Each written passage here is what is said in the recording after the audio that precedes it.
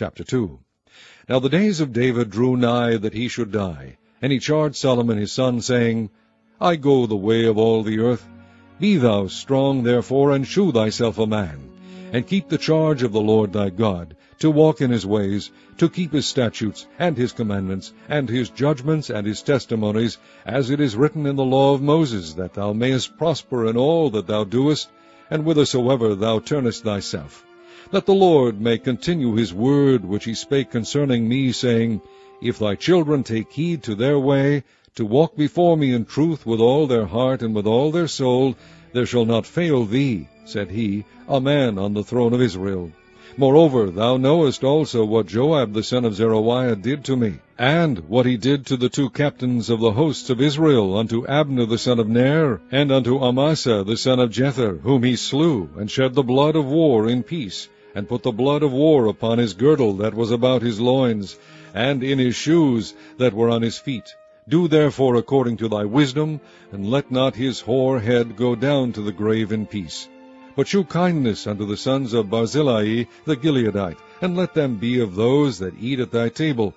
For so they came to me when I fled, because of Absalom thy brother. And behold, thou hast with thee Shimei the son of Gera, a Benjamite of Bahurim, which cursed me with a grievous curse in the day when I went to Mahanaim. But he came down to meet me at Jordan, and I sware to him by the Lord, saying, I will not put thee to death with the sword.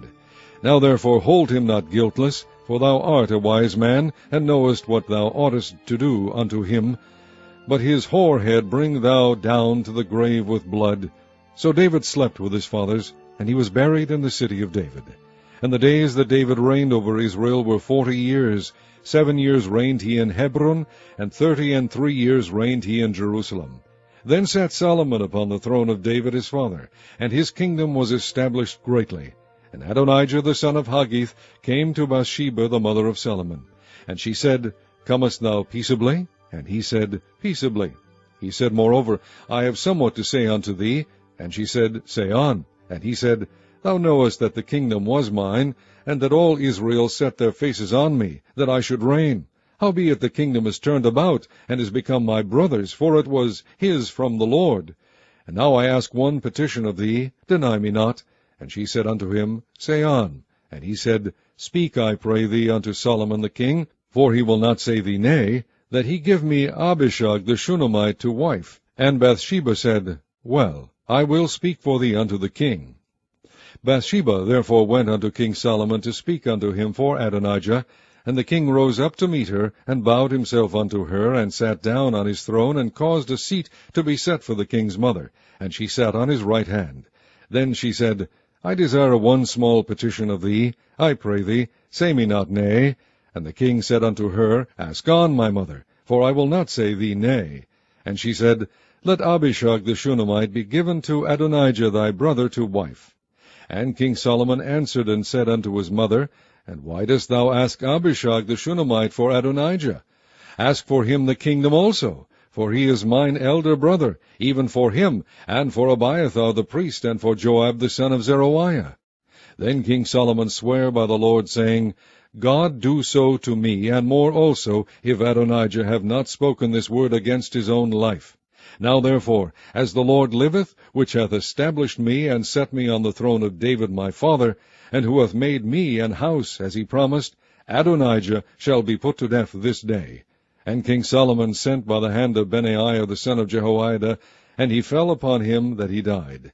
And unto Abiathar the priest said the king, Get thee to Anathoth, unto thine own fields, for thou art worthy of death. But I will not at this time put thee to death, because thou bearest the ark of the Lord God before David my father, and because thou hast been afflicted in all wherein my father was afflicted.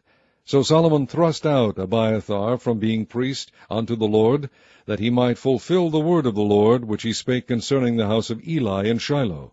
Then tidings came to Joab, for Joab had turned after Adonijah, though he turned not after Absalom. And Joab fled unto the tabernacle of the Lord, and caught hold on the horns of the altar. And it was told King Solomon that Joab was fled unto the tabernacle of the Lord, and behold, he is by the altar. Then Solomon sent Benaiah the son of Jehoiada, saying, Go, fall upon him. And Benaiah came to the tabernacle of the Lord, and said unto him, Thus saith the king, Come forth. And he said, Nay, but I will die here. And Benaiah brought the king word again, saying, Thus saith Joab, and thus he answered me. And the king said unto him, Do as he hath said, and fall upon him, and bury him, that thou mayest take away the innocent blood which Joab shed from me, and from the house of my father. And the Lord shall return his blood upon his own head, who fell upon 2 men more righteous and better than he, and slew them with the sword, my father David not knowing thereof, to wit, Abner the son of Ner, captain of the host of Israel, and Amasa the son of Jether, captain of the host of Judah.